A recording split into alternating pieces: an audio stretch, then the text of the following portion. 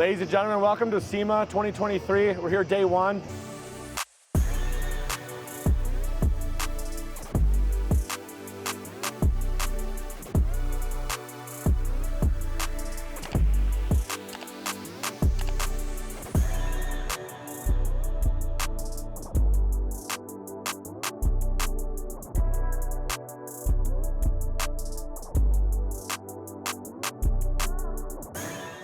Anyone that's ever used an iron remover can attest.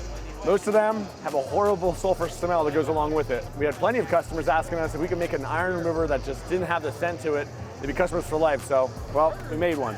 So you know if your iron remover turns purple when you're using it, then it's the active ingredient in that is thioglycolic acid, and with that comes along a horrible sulfur scent. I mean, I have another one, but it doesn't smell as bad, but it still has that punch. Like, Yep. It's like, I'm like, ooh. It's like sticks on your clothes, and it's like...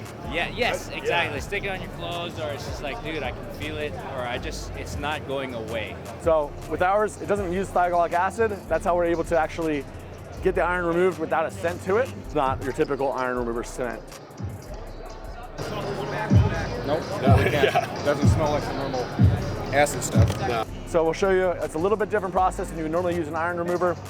Ours is a spray on blue. And rather than turning purple, it'll actually be just turning orange when it reacts with the iron particles. So we've decoupled the scent from the actual active ingredients. So we have the active ingredient in there to go in, remove the iron particles. Then we have another one that once it's pulled up into it and identifies iron, it turns it orange. Painted, plastic, it's safe on all surfaces. So you notice that we sprayed it on, it was blue when we sprayed it on. Once it reacted with the iron, it turns orange here. So you get to see all those iron particles that are being dissolved away in the solution.